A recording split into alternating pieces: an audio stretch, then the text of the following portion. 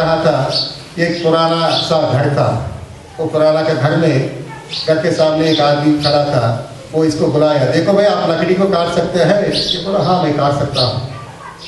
तब वो बोलते हैं देखो ये जो पुराना घर है हमारा दादा परदादा लोगों का, मैं इसको बेचना चाहता हूँ। इसमें कुछ लकड़ी का वास है। आप जानते हैं पुराने ज़माने में पिलर जो है कंक्रीट से नहीं होता था, मोटा सा लकड़ी से होता था। तो उसमें है, उसको काट के मैं इसको थोड़ा सा बेचूंगा, मुझे भी कुछ पैसा मिल जाएगा। फिर भी एक काम करो, आप इसको काट लो, आधा जो भी मिलता है आधा आप ले लो, आधा मैं लेता हूँ करके उसको एक डील करता है। ठीक है करके ये जैसे कि वो वास को वो बड़ा सा मोटा वाला लकड़ी को जैसे ही काट कर दिया, उसमें से मिल गया है सोने का कॉइन, सब मिल गया। सोना का रूप जैसे ही मिल गया, वो आदमी जो इसको डील किया था वो भी सत्य वचन में था। वो बोला देखो भाई मैंने आपको बोला था आधा आधा, आधा आप ले लो, आधा मैं भी लेता हूँ बोल के उसको जैसे कि आधा है वो सोना का उसको दे दिया। तो आदमी इतना खुशी हो गया गरीब वाला, वो सोचा सत्यनारायण भगवान का कथा में महिमा बहुत है, ये वास्तव है, ये सत्य है, इसलिए सत्यनारायण हो गया करके इतना आनंद हो गया। जैसे कि वो ब्राह्मण मुझे अच्छा उपाय दे दिया, मैं भी सत्यनारायण भगवान कथा करने के लिए सोचा तो भगवान इतना मुझे पैसा दे दिया, तो मैं अवश्य भाई सत्यनारायण भगवान का कथा करूँगा करके वो भी अपना परिवार के साथ बैठ के आराम से सभी बंधु मित्र लोगों को बुला के सत्यनारायण भगवान का कथा करते हैं। तो भगवान की कृपा से अपना जीवन में वो कभी नहीं पीछे नहीं देख सके पैसा के लिए। इतना ही धन संपत्ति शुक्र सब मिल गया। जैसे कि ये जो ब्राह्मण और ये लकड़ी बेचने वाले दोनों अपना जीवन भर सत्यनारायण भगवान का कथा करके ये जो इहलोक में अच्छा से सुख धन संपत्ति सभी पाके और मरने के बाद वैकुंठ लोक में श्रीमन नारायण का चरण कमल के पास भी उन लोगों को दोनों को जगह मिल गया सत्यनारायण भगवान का व्रत करने का महिमा के वजह से। ये जो सत्यनारायण भगवान का कथा में दूसरा चरण समाप्त। ये बोलो सत्यनारायण भगवान की।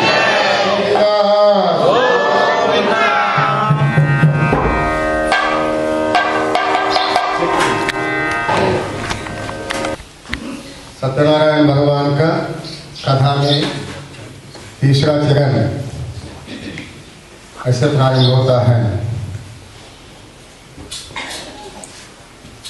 बहुत लोग सोचते हैं वो अपना असत्य वचनों से ये प्रापंचिक दुनिया में सभी आदमी लोगों को धोखा दे सकते हैं।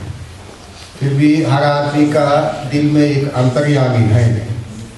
ये जो अंतर्यामी स्वरूप परमात्मा को कोई भी धोखा नहीं दे सकते हैं और कर्म साक्षी भी है। सूर्य और चंद्र, दिन में सूर्य रात में चंद्र जो है ये दोनों कर्म साक्षी हैं।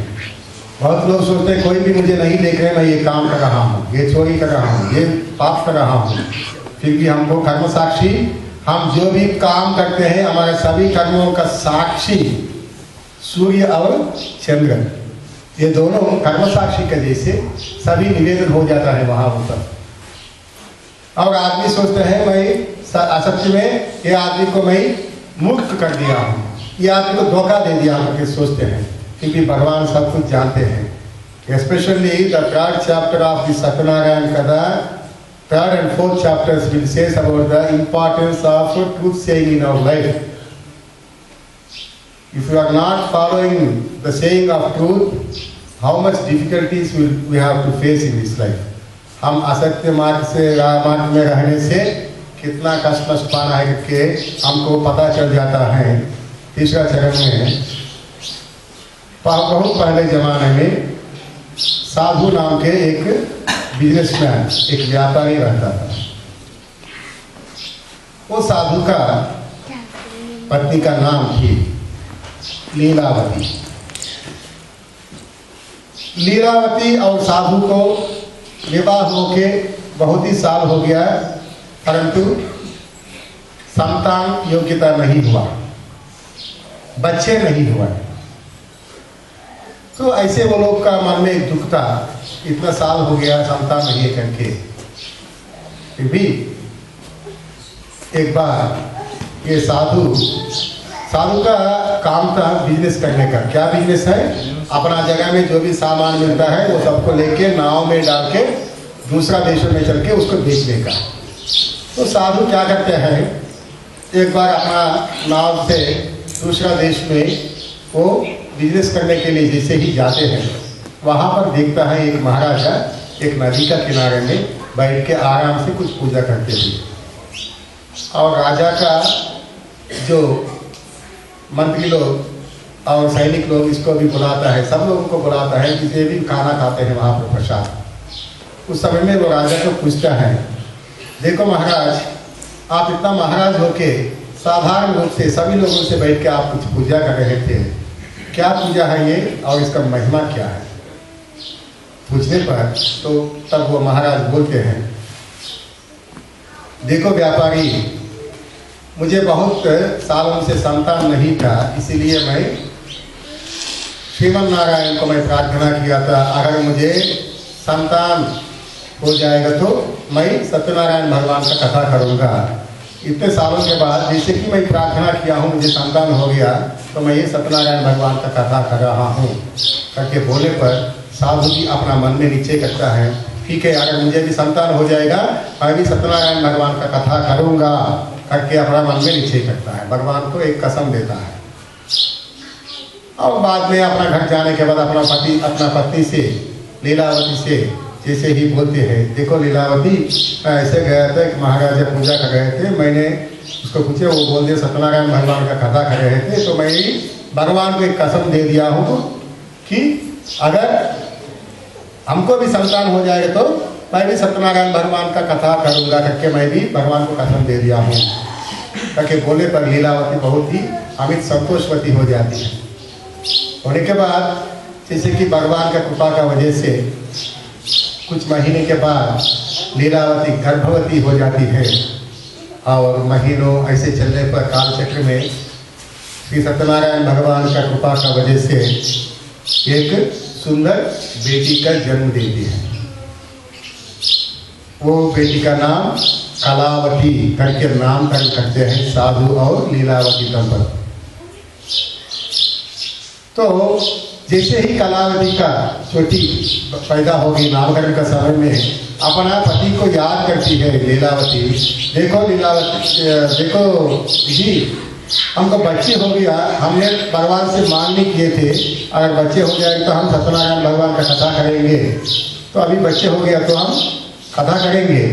उसमें पर ये साधु थोड़ा सा लोभी था, कंजूस था, वो बोला नहीं नहीं, देखो अभी अभी छोटी बच्चे हैं, ये क्या जान जाएगी हम क्या पूजा करते हैं, इसको थोड़ा बड़ा होने दो, थोड़ी सी बड़ी होने दो, तब हम सत्यनारायण भगवान का कथा करेंगे, अभी बहुत छोटी है, ये कुछ नहीं समझेगी, थोड़ा बड़े होने के बाद करेंगे करके वो अपना पत्नी को समझाता है साधु। ठीक है, और उनका शादी थोड़ा जितना भी पैसा है सभी खर्च हो गया, अभी पैसा नहीं है, मैं जाके कुछ व्यापार कुछ बिजनेस करके आके फिर देखेंगे करके बोल के और एक बार पोस्टपोन करके अपना दामाद को भी साथ में लेके ये बिजनेस करने के लिए दूसरा देश में चलता है। एक दूसरा आइलैंड में चलता है, जहाँ पर ये लोग गए थे वहाँ चंद्रकेतु नाम से एक राजा वहाँ पर पालन करता था। जैसे कि ये लोग वहाँ पर गए, मैंने बोला था आपको ये साधु का व्यापार का बिजनेस था, नाव में सभी सामान लेके दूसरे जगह में बेच के वहाँ से ले आके वो धन से एक्सचेंज बिजनेस। तो साधु वहाँ पर चल के अपना जो जितने भी सामान थे नाव में सभी डाउनलोड करके वहाँ पर एक धर्मशाला में वो लोग आराम कर रहे थे। उसी समय पर हो गया इसका जितना भी पुण्य थोड़ा सा बाकी था उसका समय हो गया था। भगवान ने श्राप दे दिया, क्योंकि बहुत बार असत्य वचन से भगवान का पूजा पोस्टपोन कर दिया और असत्य वचन भी कर दिया। सत्यदेव का शाप मिल गया है ये साधु को, दारुणम कठिनम चास्या महत् दुःखम भविष्यति। अरे मूर्ख, तुम अपना असत्य वचन का वजह से इतना अधर्म किया है, तुमको इतना ही कष्ट नष्ट हो जाएगा, तुम अपना जीवन में कभी नहीं भूल जाएगा। दारुणम कठिनम चास्य महादुखम भविष्यति, बहुत ही कठिन दुख हो जाएगा करके भगवान का शाप मिलने पर, भगवान का शाप का वजह से उसी दिन, उसी समय, उसी रात में राजा का जो धनागार, जो ट्रेजरी बोलता है आपको, राजा का किला में जो धनागार जो है, जहाँ पर धन संपत्ति सब राजा का बचा के रहते हैं, वहाँ पर चोर चल के, चोर लोग वहाँ से सब अपहरण करके, चोरी करके वो लोग जा रहा था। तो राजा का सैनिक ने देखा है चोर लोगों को और उन लोगों का पीछा पड़े, और सैनिक लोग का पीछा पड़ने पर ये चोर लोग चलते चलते जिस जगह पर ये साधु और उनका दामाद सो रहे थे, वहाँ पर अपना पैसा सब वहाँ पर फेंक के वो लोग भागे, क्योंकि उसका हाथ में पैसा है तो राजा का सैनिक पकड़ के उन लोगों को मारेगा। इसलिए वहाँ पर जहाँ पर ये साधु और उसका दामाद सो रहे थे, वहाँ पर पैसा का वो बैग सब छोड़ के ये लोग भाग गए। और पीछे सैनिक लोग भागते भागते आगे तो देखा यहाँ पर जो नया आदमी है और उसके बगल में राजा का पैसा भी है, ये अवश्य ये लोग चोर लोग होगा करके उन लोगों को पकड़ के राजा के सामने, चंद्रकेतु महाराज के सामने वो पेश करते हैं। पेश करने पर राजा पूछते हैं ये लोग का बात क्या है। तब वो जो सैनिक लोग बोलते हैं, देखो राजा, ये लोग सो रहे थे, नहीं रहे थे, इनका बगल में आपका धन है, हमारा ट्रेजरी का पैसा है, और इनके पास और कुछ पैसा भी है। जहाँ पर ये साधु लोग पर थोड़ा आने के पहले जो किया था ना अपना पैसा, वो भी है।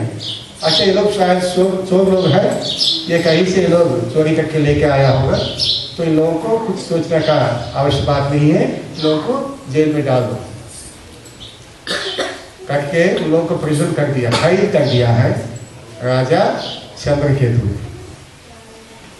तो हम सब जानते हैं, देखो झूठा बात बोलना बहुत आसान होता है, सत्य बात बोलना बहुत कठिन होता है। तो आसान से जब झूठा बात बोलते हैं, उसका वजह से बाद में कितना संकट लेना है,